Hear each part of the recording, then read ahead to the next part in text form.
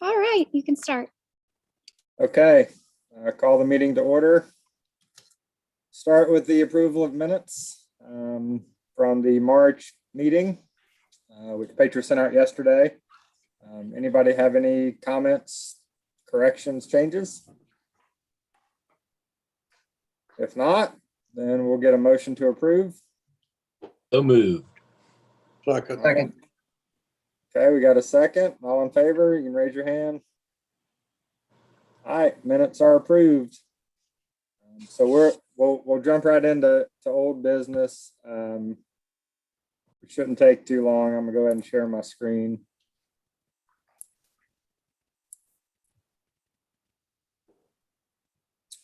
All right, so a number of these I don't have any updates on, so it'll go pretty quick. So Kiawah Landscaping Work Group, Grow Native, no update. Shorebird Stewardship Program, that is back up and running. Mainly dealing with red knots now, but we've certainly going to have nesting birds on the beach here pretty soon. I think we already have birds out on the east end. I don't know if Aaron wants to add anything to that. If not, we'll go on and flood mitigation, sea level rise. Lucas, you want to give a quick update on kind of where you are in that process? Sure. So I've finished my draft sort of presentation for town council and for the Kika board. At this point, it's just encompassing what I've heard from those off-island interviews.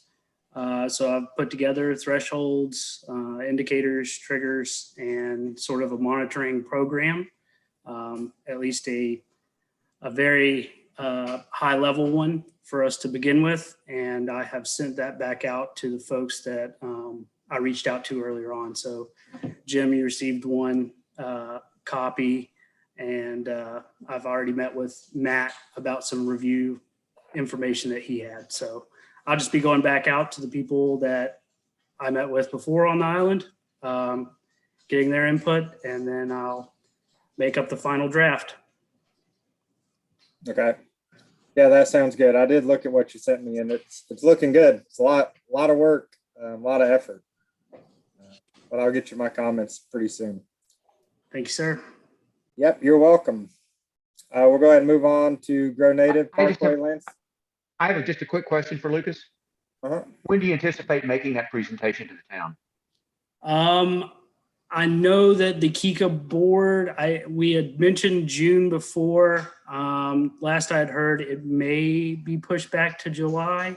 So maybe you and I could sit down with Shannon or with the board and talk about that if I need to do it earlier for the town. Okay. All right. Okay, so moving on to Grow Native Parkway Landscaping. So that project is complete. You know, all the plantings are in, the mulch and everything's in, irrigation's up and running. We've got one small area of sod that's going to be repaired between the roundabout and the resort sign on the right. We've got a kind of a muddy area there, so that's going to get sodded this week, probably tomorrow or Friday. I'm sure you've noticed that our guardrail at the bridge in Mingo is being painted. That's just about done. So as soon as the rain stops and things dry out, that'll be completed. So glad to get that project done. And, you know, I think it all looks good. And, you know, we'll get some more pops of color as the spring goes on and we get into summer. Rodenticides and wildlife. So quick update on that. We've tested 15 additional animals since our March meeting. That included 8 raccoons and 7 possums. 6 out of 8 raccoons showed exposure to SGAs, 75%, and 6 out of 7 possums, 86%. So we're still seeing significant levels of these compounds, and you know, the vast majority of animals that we were testing. Continuing to basically only see 2 now. It was, you know, well, we're seeing Brodifacoum and Bromadiolone right now. For a while, we were just seeing Brodifacoum. But bromadiolone is in a lot of these recent samples. So, and we've also got a bobcat that I'll mention that they got hit by a car in April that we sent off to be tested. We don't have results back. So it'll be interesting to see, how many different compounds are found in that bobcat, because, all the other bobcats we've tested have had 3, 4, or 5 different anticoagulants in their system. So we talked at our last meeting about hopefully DNR was going to come back and do some more sampling. That did not occur and is not going to occur. Been kind of keeping everyone updated on this Clemson research project, for the last number of months. We're still moving forward. We've got a graduate student selected. She's on board. She should be here this month, sometime this month, to begin meeting with on-island partners. And then the actual field work is slated to begin in July of this year. And that project, will be a 4-year study and basically wrap up in August of 2025. So we're still looking for funding for that. I think we have close to $500,000 in funding right now. We need to get closer to $950 to do the full project. So I'm hopeful that's going to happen. We're waiting for some commitments, hopefully here in the next week or two. Any questions on that? All right, so I don't have any update on the deer management program. And so Lucas, I didn't know if you had any, Lee, I didn't know if you had any updates on the 2 ongoing conservancy projects before we, later in the meeting, we'll talk about the new ones for the upcoming fiscal year. Yeah, I have a few updates. So I'll start with the Groundwater Project. So in the past few months, we've been acquiring some equipment to go ahead and start surveying in wells to make sure we got the elevations correct. So we bought some auto level surveying equipment, and we've been going to the various benchmarks on the island and surveying in the wells, as well as some newly installed wells, to make sure we have the datums correct on the wells, and we understand that the actual groundwater level in comparison to the NABD 88 Tidal datum. So we've been working on that. We just finished one at 765 Curly Court. Now we have to go through the other ones, but we'll have those surveyed in sometime by the end of the year. We're looking also to install a few other wells using metal pipes and a drive hammer. So we've been acquiring that equipment, and we've had 3 installed already. And for these, we're specifically looking at pond levels and freshwater wetland levels and being able to compare them with the groundwater. So we have those installed, and we're waiting to put into monitoring equipment.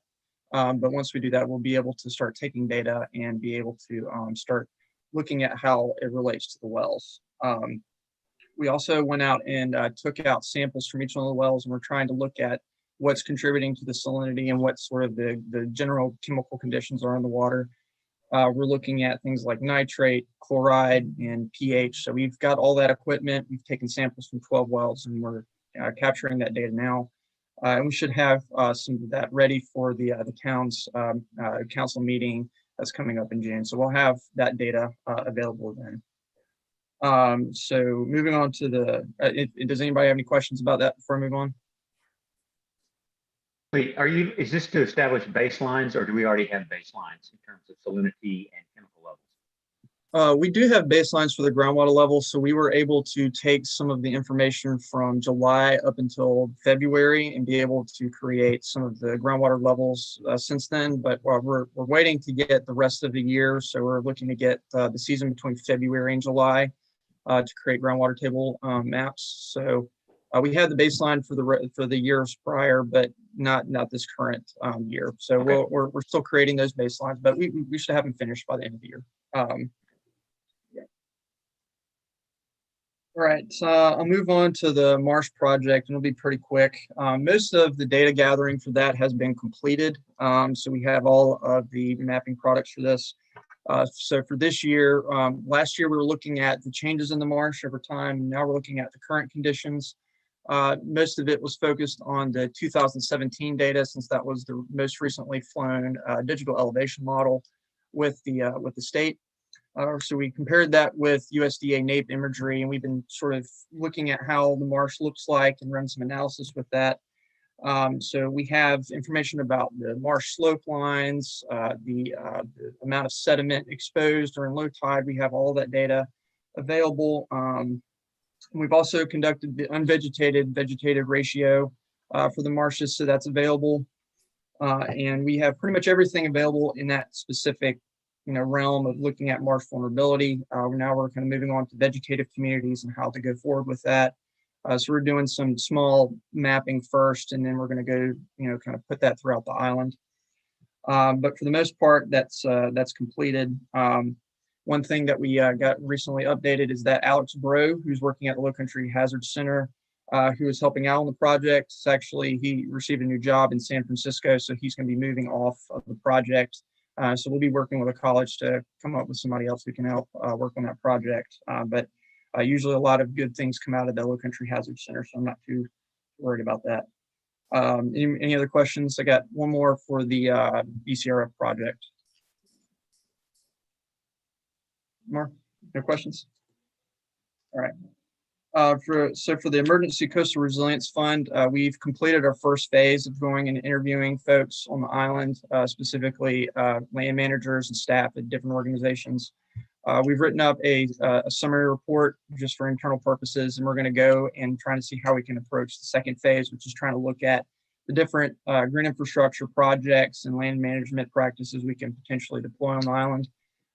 And some of our focuses are looking at how we can approach them, how can we cite them, as well as how can we better improve the island's, resilience to natural hazards, as well as looking at ways we can improve the community in general. One thing that was brought up recently was improving the community CRS rating through FEMA. So we're going to look into that and see how we might be able to contribute to improving CRS credits and being able to reduce flood insurance premiums for the island. So this is kind of an ongoing thing, but we're continuing to work on it. And the project's slated to end right about February 2022. So we still got a lot of time to work on it. But if anybody's interested in learning more about it or wants to talk about how we can approach next steps, feel free to reach out to me or anybody on the project. But Lucas has been helping out on that project with me. He's been the project coordinator, helping me with interviews. So I want to thank him for his help in that. But that's all I had for projects today. Okay, thank you, Lee. Now you get to talk some more.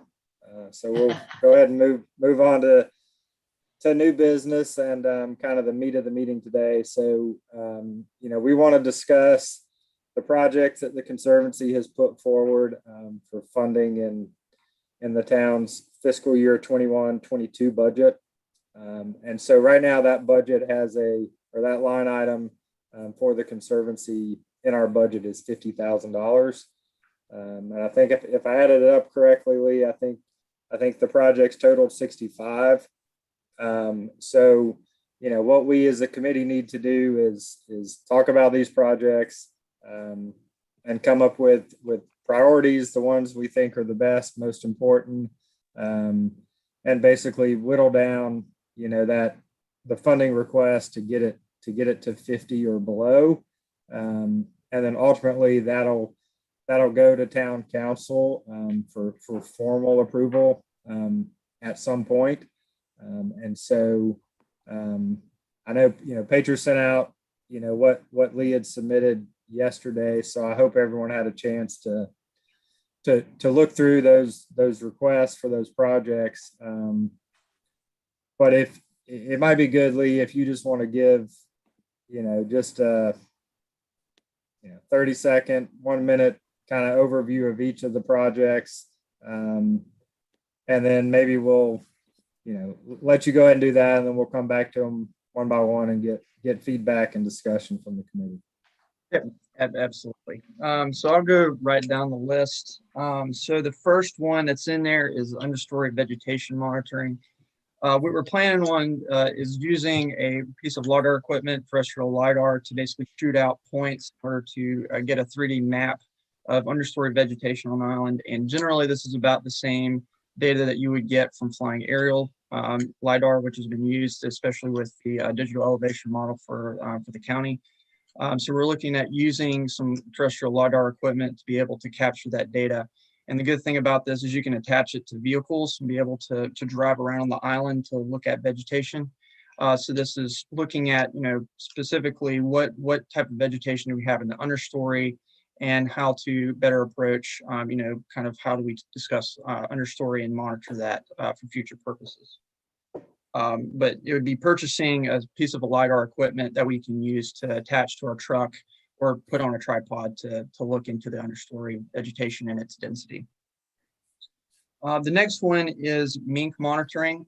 So what came up in the past few weeks, we were discussing potentially getting wildlife cameras to put on the island to start monitoring wildlife on our property throughout the island. But one of the things that came up recently is that there was a mink study done back in 2002 by Lisa Vandiver, and she was able to monitor minks. And one of the things we want to do is continue monitoring them. We recently saw that there was a mink over in the preserve that was captured by one of the high school students that works with the Conservancy. So there's a renewed interest in looking at that and also seeing how it relates to the SGA rodenticides issue and be able to have data or any monitoring that would assist in kind of looking into the predators on the island. And next is climatic monitoring. We're looking at creating a water budget to look into how groundwater is affected. So, now that we've concluded our groundwater work and we're monitoring the groundwater, what we want to do is use it to create a water budget for the island to see how water resources fluctuate throughout the island. And being able to look at climate will allow us to get enough information to calculate a water budget for the island, which would be super valuable for understanding stormwater runoff and infiltration into the groundwater, as well as be able to make land management decisions based on that. And also help to inform of how we can better approach green infrastructure practices to allow that infiltration and try to find areas that most need it. The next one is water quality monitoring. So what this project would be doing is focusing on purchasing water quality equipment, specifically looking at YSI exo probes, which can be attached with multiple sensors that can collect data on water quality. And what we would do is put this into the marsh and outflow areas to look at the water quality in specific areas in the marsh and being able to collect that data. And we would be able to send this data to Kika to be able to understand how that fluctuation works and how the pond levels influence the marsh. And we'd be able to also receive pond data if needed to look at how the marsh is affected. And this would allow us to better plan for marsh restoration projects because a lot of things like oysters can't really survive in salinities below 15 parts per thousand for extended periods of time. So having that information will be very valuable for understanding how we approach wetland restoration mitigation efforts. We would also look at trying to come up with a sediment budget for the island to look at how sediment is moved, because that's very valuable for restoration and mitigation practices. So we'd be also investigating how we can use things like sediment plates and flat surface traps to be able to monitor deposition and transport sediments on the island. But those are our projects, and I think I covered everything if I'm looking at it right. But I'm open for questions or comments. Okay, thanks, Lee. So we've got four proposed projects, and so maybe let's just go back to the beginning and start with the first one, understory vegetation monitoring. And if anyone has questions for Lee, I've got one. And so, I'm familiar with LiDAR and how it works.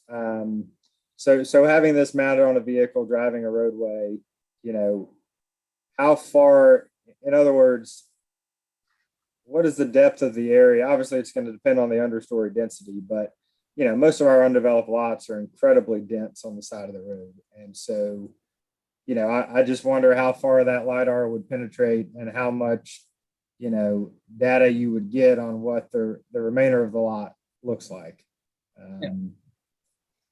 So the reach of these LiDAR equipment, they'll collect points between 50 and 150 meters away. So that it's pretty far. Their reach is pretty far, and their accuracy is up to about 3 centimeters. So we'd be able to get pretty close to near I guess better resolution than we would receive from aerial imagery. And the added benefit of this is that we can deploy it whenever we want to. So, usually you would have to wait for some of that LiDAR data to get in for aerial mapping, but then in this instance, we'd be able to collect it immediately if we wanted to. And we can do additional studies like run it on the island. We could do it season by season to monitor vegetation change and that sort of thing. But I think maybe some additional looking into how it penetrates through, actual vegetation to capture vegetation further along might be something we can look into. But the idea is to potentially put these in specific stationary spots on the island, maybe like 50 spots, and then monitor the vegetation in those specific areas over time. Got it. Okay. Anybody? Go ahead, Jim. Oh, we can't hear you. Jim, you got to unmute. I assume you'll be monitoring, my dog is competing, but at any rate, I assume you'll be monitoring existing lots, developed lots, as well as the undeveloped lots. Is that correct? Yes, and this could be also done for looking at marsh edge vegetation, which isn't very easy to study with aerial LiDAR, so we could put it right next to it and be able to study those areas. So yeah, it could definitely be done. Well, that's good, because I think one of the most important things in this understory measurement is what's happening with developed lots. Are they having good understory or not? And are certain neighborhoods doing a better job than other neighborhoods? And I think it could be a powerful motivator to get people to deal with their understory deficiency. Yeah, will it relate to the wildlife in the areas or even water management when you get that data? Yeah, absolutely. So much of the understory vegetation allows the facilitation of, wildlife movement across the island. So that would be very valuable for that. And certainly water resources would be a component. Being the plants are able to sort of absorb that water and kind of facilitate the maritime forest acting like a sponge to sort of hold it in and then kind of release it into the air through evapotranspiration. So yeah, I think it would add into how much understory productivity do we have and how does that relate to water resources? So you'd be able to extrapolate that, this area of the island maybe is not flooding as much or is better that's what I'm wondering, if what you get ultimately, other than just knowing about the density. Yeah, absolutely. I think it would be something we would have to look into over time. I would think probably about 4 or 5 years worth of data would give us enough to understand that kind of relationship. But I think it can certainly be done. Is there the ability to create swaths with this type of unit? So can I hold it? Maybe it's on a backpack and then walk, some grid within an undeveloped lot to get a full picture of the lot's understory. Yeah, I definitely think so. Either that, or you could. I think it would just depend on how it would be set up, because I don't know if it needs to be leveled or not. But I think looking into the equipment and seeing how it kind of adjusts for movement would be something interesting to look at. Yeah, I think that would be really interesting. One of the trigger points that I've sort of proposed was understory vegetation for the health of a maritime forest. A lot of the times, understory vegetation is more susceptible to things like saltwater intrusion as well. So you can tell, you may not know right away, but you can tell an area with a less dense understory or one that's in decline is more likely, having a hydrological issue. So I think that's useful information to have. I got one more, Lee. So most of I think all the budget for this is going towards equipment. And obviously if you're running, if you're taking a lot of LiDAR data, there is a lot of post-processing work involved. There's a lot of analysis involved, a considerable amount of time and computer time in particular, just to make this data usable. So do you have a plan for that? Is that something you'd be partnering with the college with? Is that something y'all think y'all can do in-house? What is your idea for that? Yeah, so the plan is to potentially have this done in-house fully by the end of the project, by the end of the year. But one of the people who's mentioned this and kind of recommended that we propose this was Norm Levine at the college. And he has his own LiDAR equipment, his terrestrial LiDAR that he uses. So he'd be able to kind of coach us through that and be able to get all that material. But, we want to make sure that we're able to use this in-house at the end. And I think that's going to be the most valuable portion of that. So before we get the equipment, we're going to get everything set up to make sure that we have that, including the being able to store this data. It was recommended to have data storage and measured in the double digits for terabytes. That way we have enough storage space that we would ever need for having this information. So yeah, I think it's making sure that we have everything in house. Maybe even get some assistance from the college to run this with us first and kind of work with them on it. Yeah, I know that, in some of the early discussions with Norm about this, I think when he originally brought it up, his idea was to use it to basically shoot elevations of all the roadways on the island, right? So it can, obviously it can provide that data as well, correct? Mm-hmm. Correct. Yeah. And I want to believe it also has a GPS integrated within there, so it'd be able to get that data kind of corrected for putting it into a mapping product. All right, anybody have any other questions on this one? All right, let's move on to Mink.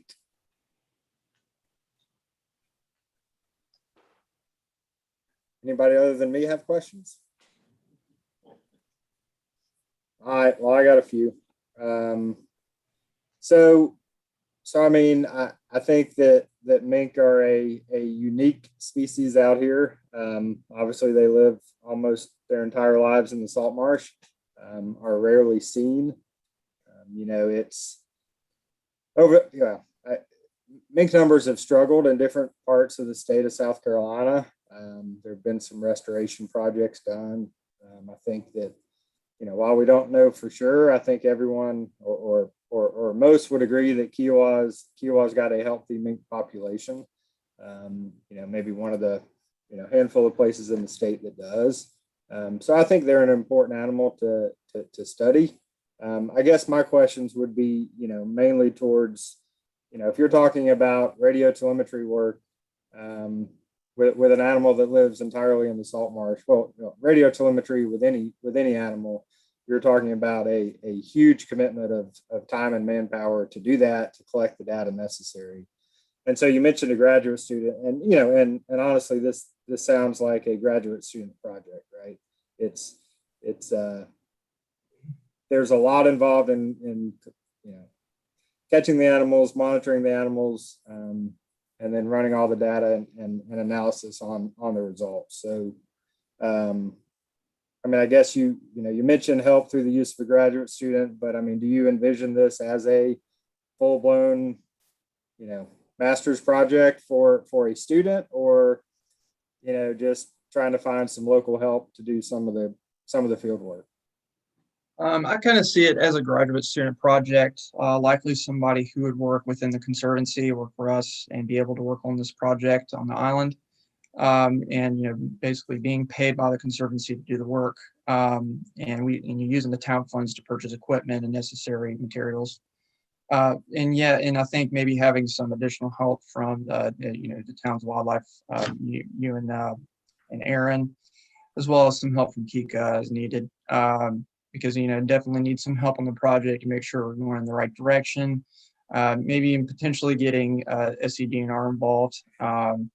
And part of it is to look into how it relates to the SGA rodenticides issue, if needed.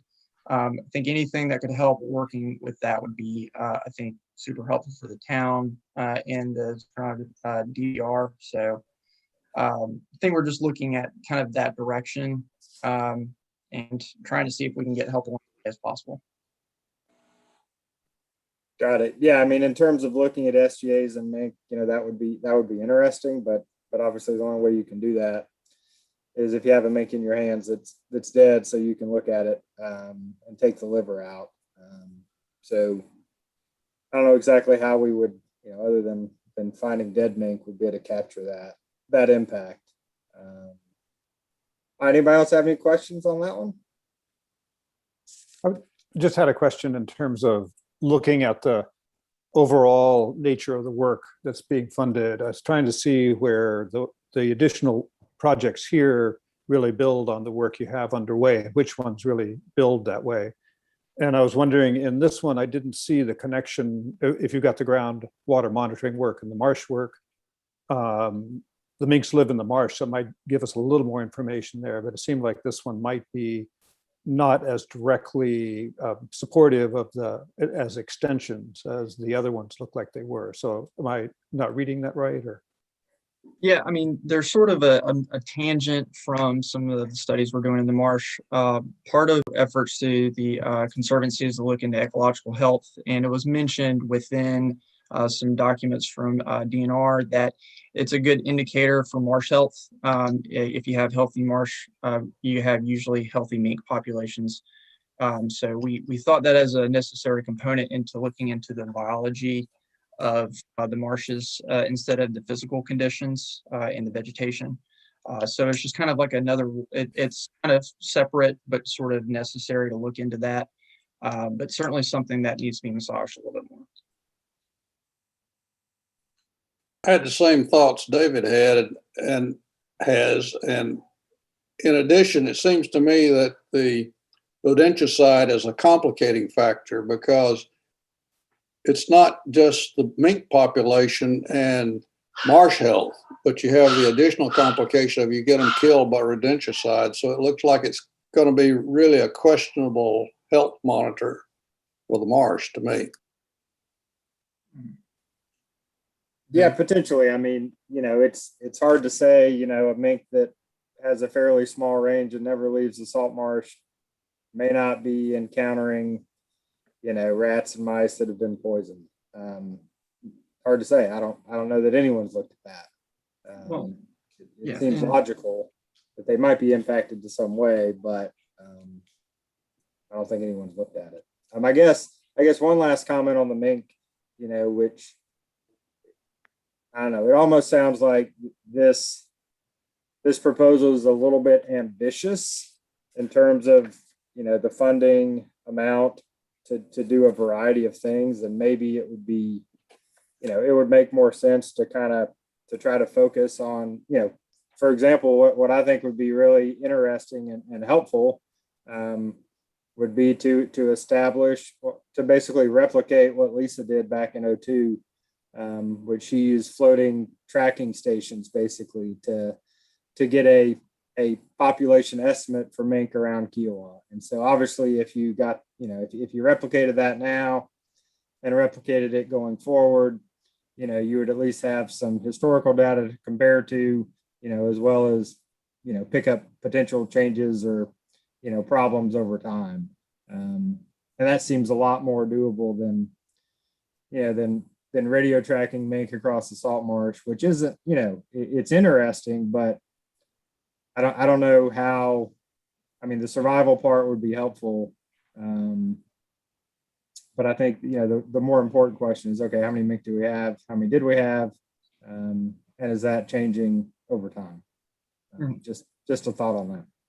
Yeah, absolutely. And maybe, going forward, if it's decided to go into radio telemetry, we can, go that route. But certainly I think looking at populations is kind of the general idea of it, and being able to monitor them and potentially, look at any, droppings that are left over to kind of look at, potentially look at their diet, look at how they're interacting in the marsh and that sort of thing.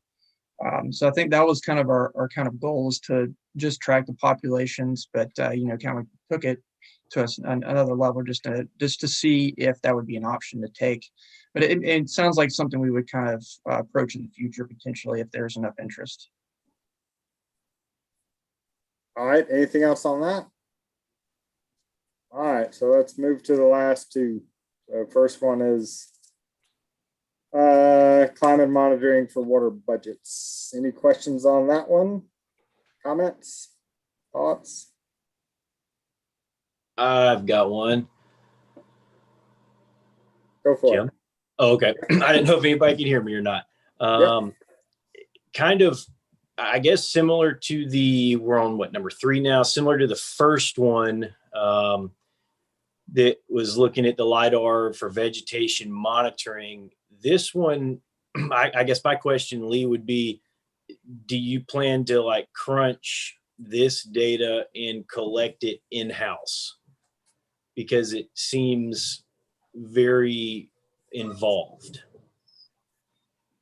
Yeah, I mean, that's definitely a potential option. Another idea that was proposed by Xylem, who installed the monitoring station on the Keel River Bridge for tidal datums, or tidal levels. One of the things we can do is just put that within the same equipment, being able to capture that data and kind of correlate that with the other equipment on the bridge.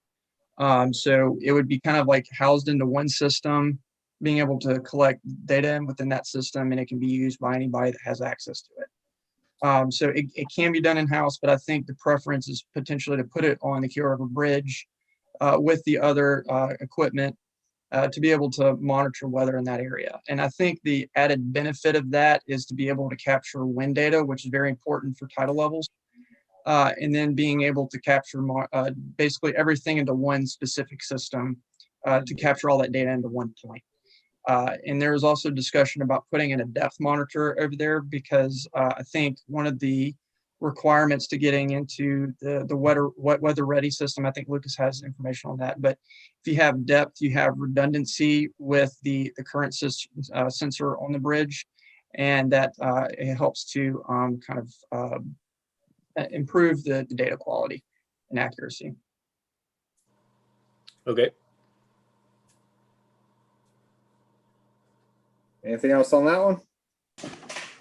I've got a question about transpiration on this one. So I guess, I mean, the way I would think that it would be done, because that's a big portion of the PET equation, right? Is using land cover, maybe? How do you plan on calculating the transpiration from individual vegetation types across the island? Good question. There's an article that was written. It was by Kasabian, Callahan, and Upchurch, looking at the same thing in the Ace Basin, and they captured just general canopy data with this equation for throughfall to the canopy, and then they used that to calculate evapotranspiration within these environments. So they looked at throughfall to look at capture of that water before it hits the ground, and then they did potential evapotranspiration through, I think, 2 models. It was the Hargraves Samani, which I believe uses, I want to say it uses solar radiation, and the other one uses relative humidity. So we could take that PET and the throughfall, and then we'd be able to put it into the water budget. So the throughfall you would get from something like the Cocoa Ross type gauges, the smaller ones? Okay. Yes, correct. So this is essentially 2 different types of things here. This is the addition to the town's tide gauge, and then also the distribution of these smaller, rain gauges. Yeah, these little tiny rain gauges. And if anybody's familiar with Cocoa Ross, it's a community effort where basically anybody can get into it. They just have to have a gauge. And they put it in anywhere, and they would just go in, and after a rainfall event, they would look at the level and report it into the system. And it's sort of a nationwide effort, but it's been pushed by South Carolina Sea Grant and some of these state agencies to go ahead and collect this rainfall data and to look at how it changes throughout these small areas. So yeah, I think that would be a good component within there, being able to capture through fall through these rain gauges. That way we can compensate everything and see how it relates. But if it's on the Keel River Bridge, it just collects data without having any interference. Right. Okay. All right, we'll move on to the last one, water quality monitoring. Anybody have any questions or comments? Nothing on this one? Matt, you don't have anything? I'm back. I mean, I've spoken with Lee a little bit on this kind of a thing. We use the same equipment for our pond, water quality monitoring. So we have a lot of anecdotal data on basic stuff, temperature, salinity, conductivity, that sort of a thing. And I mean, I think it would be interesting to compare it to the surrounding creek and river system of the island. The way this, our pond system is designed, it's the stormwater pond system for the island, and ultimately it all discharges into the surrounding, creek and river system. So I think it would be interesting to look at that. And I, in discussion, talked with Lucas and Lee about a lot of this. And Lee mentioned, like, if you wanted to do oyster reef rehab, because we've talked about that for the Marsh kind of vulnerability project and Marsh restoration and things like that. Well, a lot of species in the salt marsh are very dependent on, let's just pick salinity. Oysters, different grasses. So, I think if you're going to try to put together maybe a restoration project, you would want to know what is actually going to work. I think it's worthwhile to know that kind of stuff. And you can relate it back to how are the ponds and the outflow from that affecting the salt marsh. On years when we get a ton of rain, those creeks are probably going to be a lot more fresh than maybe a long-term average. If you have a dry year, you're going to have the opposite. And certainly that will affect, maybe in the short term, around a year or 2 or 3 years worth of vegetation growth. It may change it a little bit, but, probably more cyclical than anything. But I think it's worthwhile to kind of look into that. So, question. In addition to toxicity type issues, I guess is one way of capturing it. To what extent would this sort of work help us understand loss of marsh and sediment available for saving the marsh? This whole process of that we've worried about at what rate are we losing the marsh? Is sediment going to be available to reconstruct the marsh, get grasses to grow, or is it going to just be, a losing proposition? How much would we understand that kind of process? Yeah, that's a great question. And that was posed by Alex Bro when he was working on the Marsh Vulnerability Project, is trying to understand suspended sediments in the marsh and how they're sort of transported through the riverine system. There's potential you could put a turbidity probe on there to measure turbidity in the water, how much, particles are in there. But we've been told that it doesn't necessarily translate very well in salt marsh environments, because the waters are very turbid.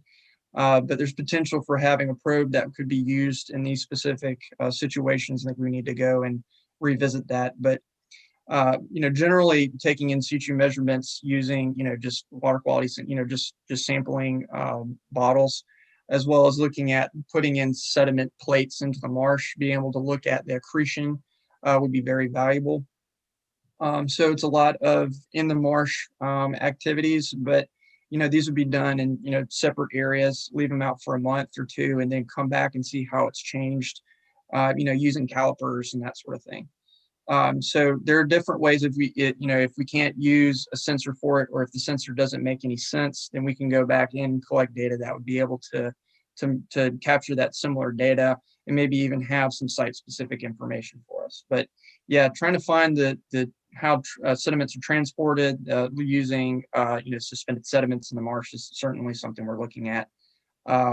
And it was mentioned within a paper by somebody out of Woods Hole, USGS, that looking at sediments is probably the most important things for marsh restoration. So that's one of the top priorities, I think, for now. Because once we have that sediment information, we'll be able to look into how to properly approach marsh restoration. Because without it, if you for instance, try to dredge something out of the Kio River and put it onto the marsh edge, it's going to eventually come to an equilibrium, and you actually may lose marsh in the process. So in simple terms, if you try to do marsh restoration projects in an unsustainable manner, then you actually might facilitate even further loss, which is something we want to avoid. So having the information about sediment is very valuable. I mean, just a comment that I have is I think this is a very long-term project, especially in regard to sediment. Changes in the marsh, from what I hear, a very fine scale is 5 years. So really you're looking at maybe 10 years worth of data before you see significant changes in sediment. I mean, we're talking millimeters per year, just in order to keep up with things like sea level rise. So yeah, just my comment. I think this is an ongoing project for sure, a long-term one. Mm-hmm. Yeah, and certainly the funds from the town would be able to be able to purchase the equipment to begin starting that sort of monitoring effort. Yeah, I agree. It's going to be long-term monitoring, 5-10 years down the road, and we're hoping that things like the sediment plates, with LiDAR monitoring, you can look at changes in the marsh over a 10-year period, but with sediment plates, you can look at site-specific information and be able to get information about, after about a month or two. So I think looking at those efforts and trying to see how much data we can get in short and a long amount of time is something that we're definitely focused on as well. Yeah, I think this project sounds like it's important to get started. I mean, that's what I'm hearing here is this is the beginning of doing some of the work that we really need to do to understand the changes that are going to be over this timescale that Lucas has been describing. And I think that beginning it is a good idea. Also, I agree. It seems like this is very impactful for everyone on the island. Some of the other things, all of these things would be interesting to know and study, I think, but this one seems like it would be something that's impactful for the island future. Beginning it is one thing. We would also be making a commitment, I would think, to continuing it for, like Lucas said, a number of years before the data is available. So it wouldn't be just, we're not looking at this as a one-year thing. We're looking at this as a long-term. Yes, yeah, correct. I mean, I do think that this, in conjunction with the Marsh Vulnerability study, is a good sort of baseline and a good collection of data to begin some sort of marsh management plan. Mm-hmm. I know that's been discussed lately. So. Okay, any more comments, questions on that one? All right, so what's our next step? Try to figure out which ones we think are the best, which ones we would recommend. I guess I just, go ahead, Dr. Parker. Maybe this will make it very easy. If I ask Dr. Ellis and Lee the question that most parents don't want to ever answer, but which child do you like the least out of all these? Can I tell you which ones I like the best? Yes, you can. Well, I especially think that we need to do the water quality monitoring and the number 3. I think those two I think number 4 is very, very important. And we need to start that right away because we're working on that with the Conservancy, and we are planning, yes, as you've seen in some of the meetings, we're working on that right now with our task force, and we want to start something as soon as possible on that. So I think number 4 is the most important one. The other, I think number 3 is important. Mhm. What is number 4? That's the water quality monitoring and the sediment studies. So that's the one I think is the most important right now out of the 4. I think understanding the climatic monitoring is important too, long-term. So those are 2 that I think are very important. So I'm going to let Lee. All right, Lee. I've done 2. Yeah, I'm the 2 easy ones. yeah, and I think one of the things, and I think we talked about Mink monitoring. I think that is, I mean, it's something we're definitely interested in, but it seems like something that we would kind of start at a base level to understand, and then kind of move into a larger project. And we certainly want to focus on that. If we're going to continue with that, we would want to have enough time and resources to be able to do so. And I would like to do it right. So I think that maybe starting out doing some basic monitoring with some equipment we already have, or potentially looking at smaller budgeting for that would be better.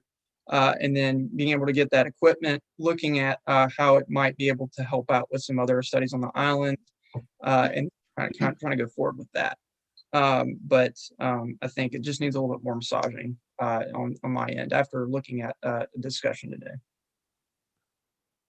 So that means along with the water quality monitoring and the climatic monitoring of the water budget, the understory vegetation monitoring would be rounding out to the amount of monies that we have to recommend. I think that sounds right. And the understory monitoring, I think, is extraordinarily important based on our work over the years. Understory provides so much habitat for the wildlife that we have on the island that I think we just can't ignore that. And it's important for the lushness of the island, right, Jim? Right, lushness. Absolutely. Lushness. Lushness. Right. I think you made a good point about what happens when you start developing the lots, because it changes Yes. significantly. Definitely. Yeah, so I guess my comments would be, and these are the comments I kind of had before everyone else started giving theirs. But I think in general, just 4 projects just spreads it too thin, and that what to me makes the most sense is to pick 1 or 2, and then develop a detailed plan to get the information you want, how it's going to be collected, a more detailed budget, because I mean, these, and this is what we wanted for this meeting, right? These are just ideas, generalities of a project and an approximate budget. And so, in my way of thinking, the water quality monitoring, and the weather monitoring almost kind of go hand in hand. They're almost kind of or could be worked into the same project. And I think, obviously with, we've got the tide station up and running. We've got a weather station up and running that's collecting a lot of this data. Matt's got a weather station up and running. I think probably the budget for that could be reduced a little bit, just based on what's already out there. I do think the LiDAR system is intriguing to me. I could see some really good uses for that. So I guess, my idea would be to take the water quality sediment monitoring as the priority, and then flesh that out and get, what do you need to get this up and running, to make sure the data can be analyzed,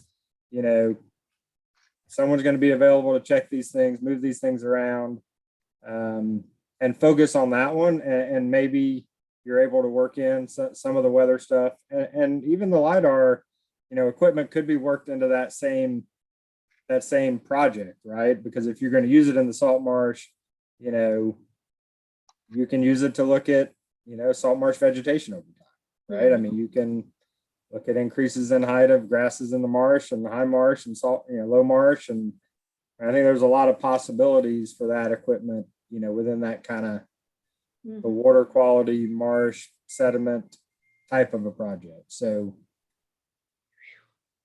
that's my thoughts. Mhm. Yes.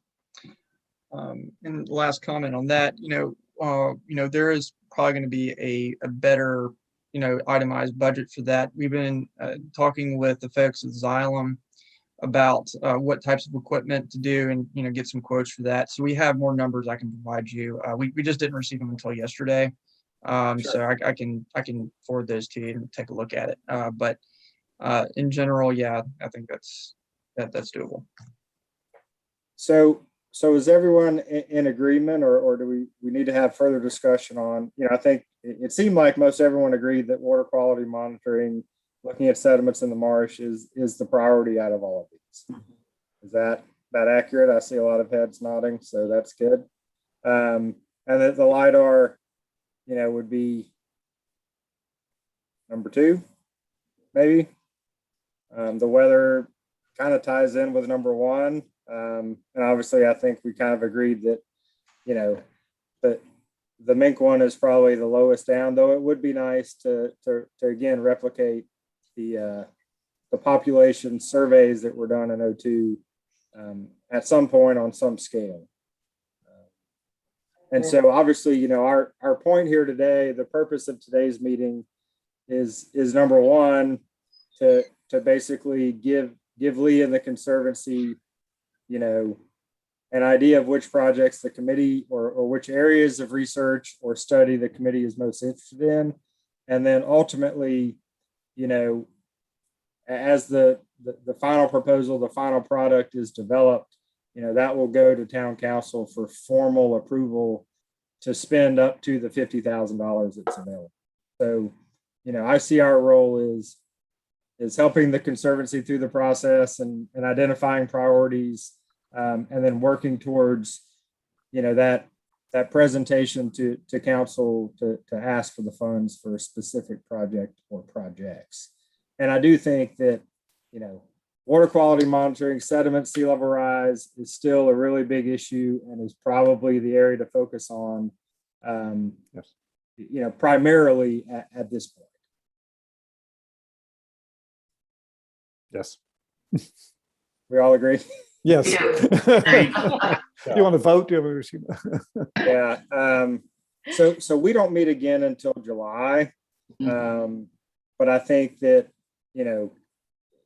that we've reached a consensus on the projects we think, we're supportive of all of the projects, but obviously our priority, is on basically 3 and 4, potentially 1 as well. And so, I think that's good enough to kind of give Lee his marching orders and to kind of get it ready for a final presentation, which may come back to this committee before it goes to council, or it may not, depending on, the timeline, because obviously these funds would be available after July 1. So it may make the most sense. So if we wait till our July meeting, then it would go to council at the August meeting for approval, which I don't know how that would impact your timeline, or if there is, if it matters, right? July 1 versus August 15th, getting confirmation of the funds. Do you think that makes a difference, Lee? No, I mean, most of it is not reliant on, the college timeline or anybody else's timeline. So, once we get approval for everything, we can, go forward with the purchases and everything with Xylem. So I don't think that's too much of an issue. But I think it would probably be better to do it sooner than later.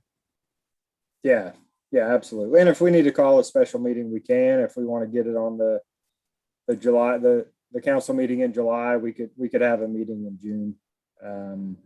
So let's tentatively plan on that, and Lee and Jane and all the Conservancy folks, try to get as detailed of a proposal or proposals together with as detailed of a budget as possible. And we'll plan to meet in June to basically, give our formal approval and then plan for that to go to council the first meeting in July. Sound like a plan? Mhm. All right, sounds good. So next is the Green Initiative Working Group. This one's all yours, Dr. Parker. Okay, just to give you the background, the mayor asked me about a month ago if I would be willing to lead a ad hoc working group across the island to see what the various initiatives that we could do to possibly reduce our carbon footprint. And I accepted that as a challenge.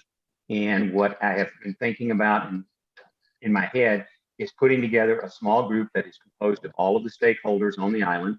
That would be the town, KICA, the resort, the club, and the conservancy.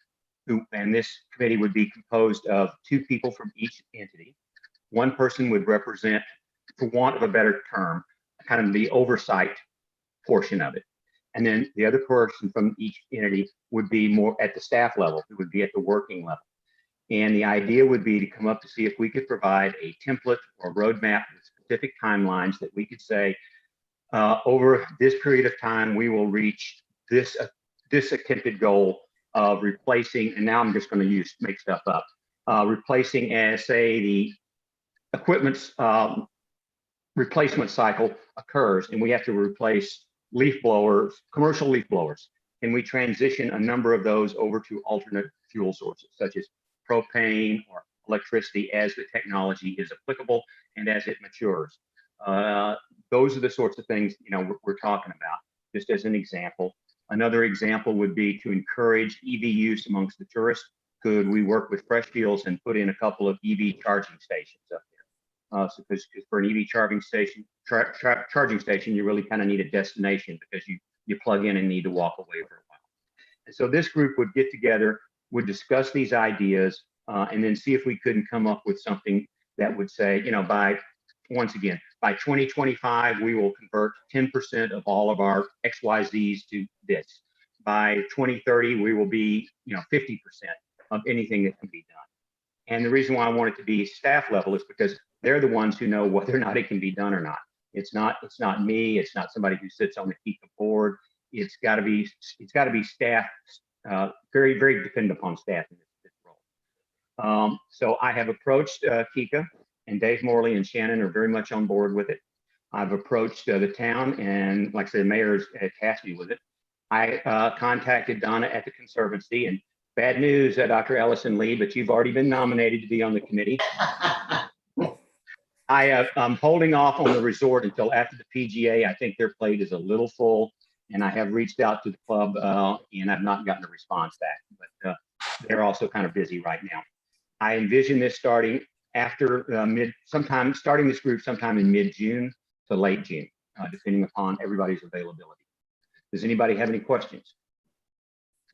Yeah, one question I would ask is whether Sure. you're going to build in some kind of process for community feedback as well, so that it's not just driven from people at the top, but it involves the community to. Right now, that's a very good question, and eventually, yes. Right now, the reason why I have the big stakeholders is because they're the ones who have the vast majority of equipment that I'm talking about. At some point, we're going to have to go and talk about landscapers, just in general, residential landscapers. But I don't think we're really there to have those sorts of communications with anybody just yet. I think, first of all, we need to see what we can do, the structural piece of Kiowa can do right now, and provide a roadmap and have those initial discussions. And then, yes, at some point, the community does need to get involved. Okay. All right, thank you, In sir. the beginning, I don't want it to be a free-for-all, quite honestly. All right, thank you, sir. So we'll move Okay. on to reports. Start with mine, if I can find it. Let's see. All right. So my report real quick, I'll just give you an update on where we are with our bobcats. Everyone knows that we caught 6 this year. Well, five this past winter and 1 from the prior fall. But we had 6 collared in 2021. We lost our first cat on Easter Sunday, April 4th. Got hit by a car. That was an adult female. So at this point, we've got 5 out of 6 remaining. And so that's at least better than it has been the last few years. So hopefully the rest of these cats will make it through the year. And then some good news, I'm sure most of you are aware, but we've found 2 dens already this year, which I believe we've found prior to this year. We'd found maybe 2 in the last 4 years, certainly 1 in the last 3 years. So very encouraging. So our first den was on April 12th. It was Bobcat 550. She had 2 8 to 10 day old kittens, male kittens, in a den along Ocean Course Drive, actually on Conservancy property. Bobcat 300 we found yesterday. And so she had 3 4 day old kittens, 2 males and a female. And her den was in the secondary dunes along Flyway Drive. So that's all really good news. Obviously, you know, when we find these dens, we quickly take the kittens out, figure out if they're male or female. They get a pit tag and they go back in the den, typically in less than a minute. So the female can get back and take care of them. So the one yesterday was interesting because we actually thought we had missed this den. She had shown signs of denning for the last 4 or 5 weeks at 3 different locations, kind of in the Flyway area. And we had looked once and hadn't had any success. And so yesterday we checked a spot that actually she hadn't been to, in probably 3 or 4 weeks. We're expecting, if we found kittens, for them to be 4 or 5 weeks old. And so we're very surprised that they were tiny little things. Still had part of the umbilical cord attached. So 3 or 4 days old, some of the youngest we found. But that's all good news. 2 quick things on the bird front. Aaron's got some busy work ahead at the end of the month. So he'll do his annual breeding bird point counts starting May 24th. Those take 9 days to complete, 238 points across the island. And then as soon as he completes that, he's got a 1-day breeding bird survey. So that'll be in early June. That's 1 day, and that's 50 points throughout the island. So these are surveys we've been doing for many years, and continue to give us, you know, long-term trends on breeding bird populations on the island. Anybody have any questions on that? All right, we'll move on to KICA. Matt, you got anything? All right, got my sound back on here. Where's my document? Here we go. Okay, let's see updates from us. Start off, I guess, first. Last time, it's in the minutes, I kind of mentioned that me and you, that is Jim, we had discussed moving forward with just kind of collecting baseline data on alligators, since we don't have a grad student. And since it's warmed up since the last meeting, we've had some alligator calls. And recently, in the past week, we've caught 2. One was a male, one was a female. The female was I guess a new alligator. We had not previously caught it in the past. I think it's about 4 or 5 years of tagging, going back all the way to MUSC. So we put a yellow tag 26. So we've got yellow visual tags for females, blue for males, and of course they're numbered. We're also putting a pit tag in the alligators so that if the visual tag somehow gets ripped off or worn off or whatever the case is, we can still scan and identify those individuals, much like how we can do with the bobcats. So one pretty cool thing is actually yesterday we recaptured blue 015, so blue 15, and I guess we had some previous data on that gator. It was the second time that we've recaptured it. We caught it back in 2017, and originally it was caught in 2015. Originally it was 5.75 feet, and yesterday it was 8.16 feet. So in 6 years it grew 2.4 feet. That's a little less than 5 inches per year. And that's about all I have on that. I don't know what to make of that just yet, but I think it's pretty cool that we can start to have recaptures and look at growth rates and really get a better idea of maybe the health of our alligator population versus just our annual spotlight surveys where we get a rough population estimate. We can really take a little bit deeper dive. So it's kind of cool to see that coming to fruition pretty early on. I doubt we'll be as lucky moving forward. It might be a while before we get another recapture, but thought that was pretty cool information. I've checked some areas moving off alligators. I've checked some areas that we sprayed this past fall with a contractor. We were targeting with the town, tallow trees and Phragmites, both of which are highly kind of they're not native and they're highly invasive species. Everyone knows about tallow trees. Phragmites is more of a grassy reed, pretty tall, like marsh reed looking plant, but you don't want it. And the areas that were sprayed last fall looks like it was very effective treatment, and we're going to continue monitoring through the growing season to see about additional treatments. Much like tallow trees and most other invasives, it takes more than one treatment to really get control, but all things look pretty good from what we did in the fall. We've been planting a lot of things in general, and planting a lot of aquatic native species in ponds that will we've deemed have like fresh enough water on average to hold some like freshwater herbaceous type species. Some things like pickerel weed and iris and arrowhead plant.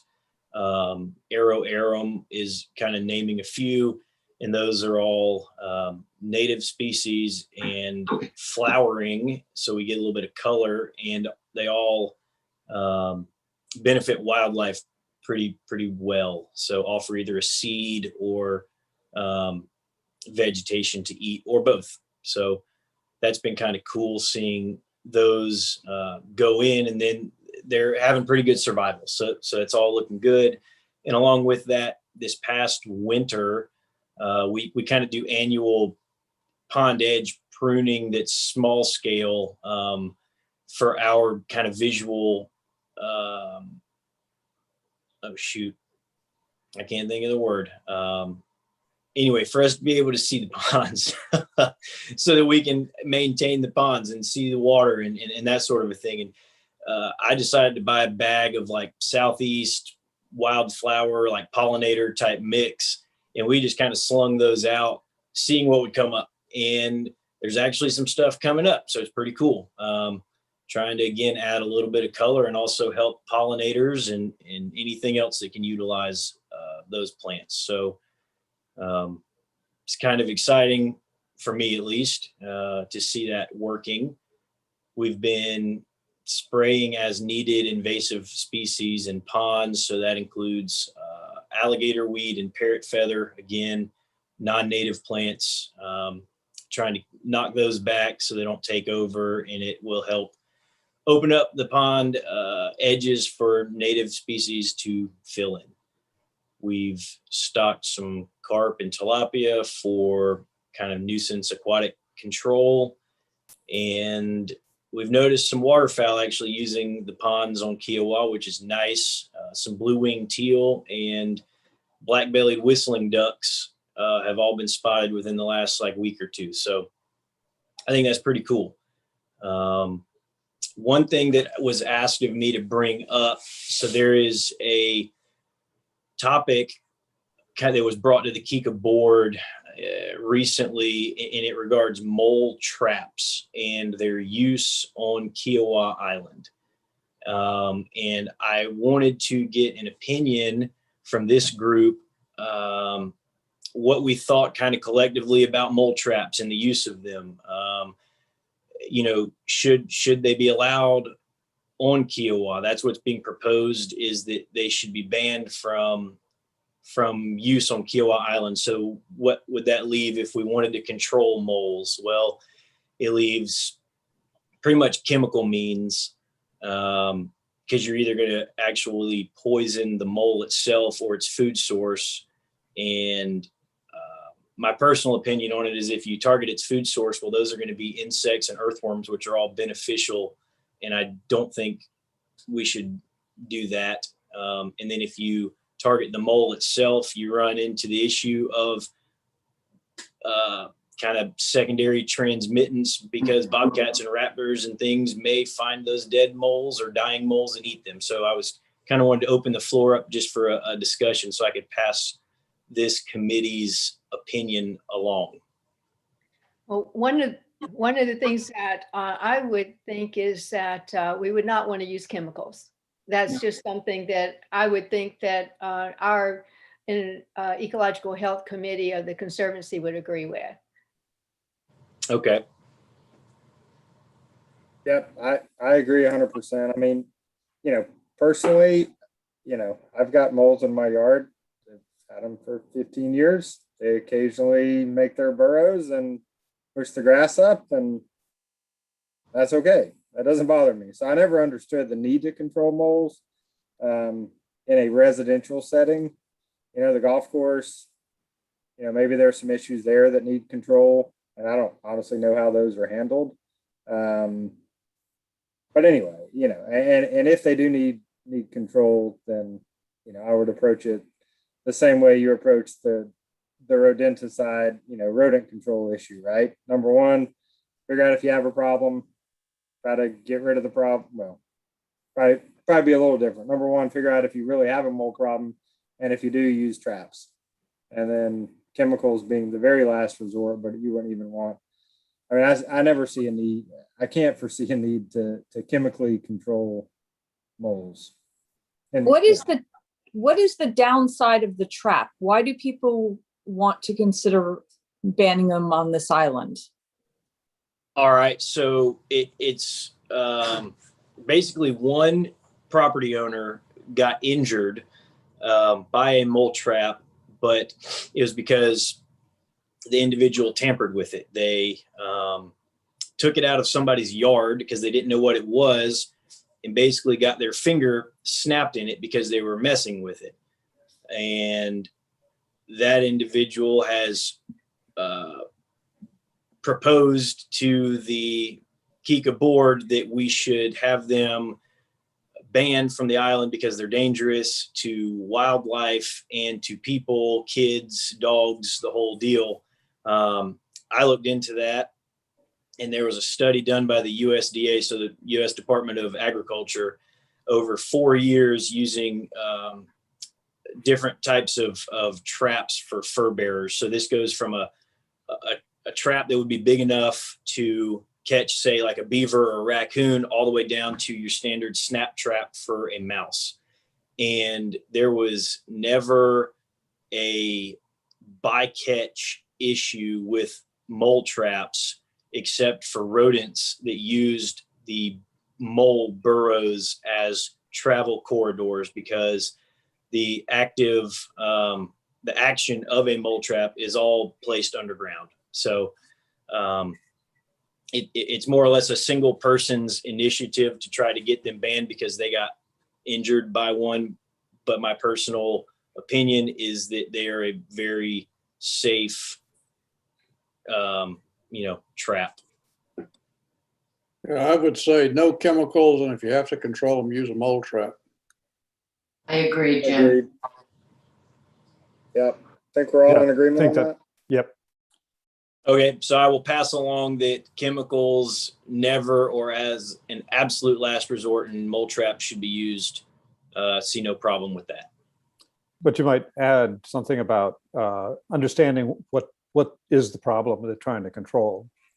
I mean, as Jim was saying, that there may be people just doing it because they don't like the little tunnel. And in some ways, we may not want to be encouraging that. Agreed. Noted. All right, All right, thanks, Matt. Yep, that's all I have. Lucas, you have anything else? No, I think the big one was the draft presentation. Okay. Resort, Liz? Yeah, I have two quick things. So Dr. Whit Gibbons will be here tomorrow. For those of you who don't know Dr. Gibbons, he is a herpetologist who worked at UGA and Savannah River Ecology Lab. He was one of the herpetologists who did the initial reptile and amphibian study on Kiowa. And in the 1980s, he did start a research project on terrapins here in the salt marsh on Kiowa, and has since been known as the longest continuous terrapin study in the world.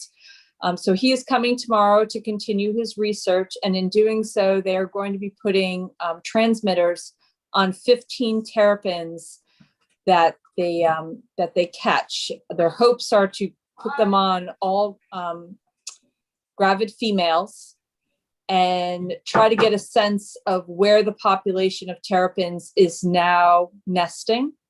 And these will be specifically in the salt marsh that's surrounding Mingo Point. And they're also trying to determine what the impact of sea level rise will be having on their nesting sites. So it is a short trip, but hopefully we'll be able to get these transmitters on all 15 terrapins, which is exciting. The other thing that I have is that on one of our recent bird trips, they did find a banded red knot out on the front beach, and we just got the report back that it was originally banned in Chile. So that was exciting news. Great. But that's all I have. Good. All right, thanks, Liz. ARB, did we lose Sarah? I think we lost Sarah. Yeah, I think we lost her. All right, Conservancy, Lee or Jane, anything else? We do have one quick update. So we are, after the PGA, we're having a garden party. It is on May 26th. We're doing a series of talks in the garden about the importance of native vegetation and vegetation in general on Kiowa Island. We're having I'm going to be doing the talk, as well as Carl Oland at the Spring Island Trust, and he's bringing some native plants over to sell on the island, as well as roots and shoots. So we're going to have a little kind of small plant sale there, and we're going to have some talks about vegetation on the island and the importance of native plants. So if anybody gets a chance to reach out and see if you can kind of join us that day, I'm more than happy to see y'all out there. Yeah, it's from 5 to 7, and there are going to be food trucks there. There's music. So it should be a lot of fun. We do request that you register for it. Sounds good. Yeah, that should be neat. Spring Island's got a really neat, basically native plant, nursery that residents basically volunteer time, and they grow a variety of native plants that they then sell to their, at a very low cost, to their friends and neighbors and others in the community. And it's a really cool way to get native plants out there, especially obscure ones that are hard to find, because obviously they're growing them themselves. Carl's a great guy. All right, Turtle Patrol, Lynn, last but not least. We are on our way. We started running the truck on the beach May 1. We now have 2 nests. We had our second one today in zone 8. We had our first one 2 days ago. It's starting slow, but they are coming, sure. So anyway, we've got a little bit of a let up and more of a return to normalcy from DNR this year, where, we're able to take on new volunteers, and we're able to have 4 people on the truck. So the nesting duties have returned to the truck and have left the walking patrollers. So that's kind of good news. And we have approximately 320 people volunteering this year, which is a great number. And a lot of those are new folks. Some of them have been on the waiting list since before last year. So they're quite excited to be able to join us. But anyway, that's about it. We're just keeping our fingers crossed that the turtles keep coming ashore. Sounds good. Thanks, Lynn. All right, so we're done. Citizens' comments, we have none. Chairman's comments, I have none. Any committee member comments? All right, thanks y'all. Can I get a motion to adjourn, please? So moved. Second, All right, Second. sounds good. All in favor? Aye. Aye. All right, so we'll plan to meet in June. I'll let y'all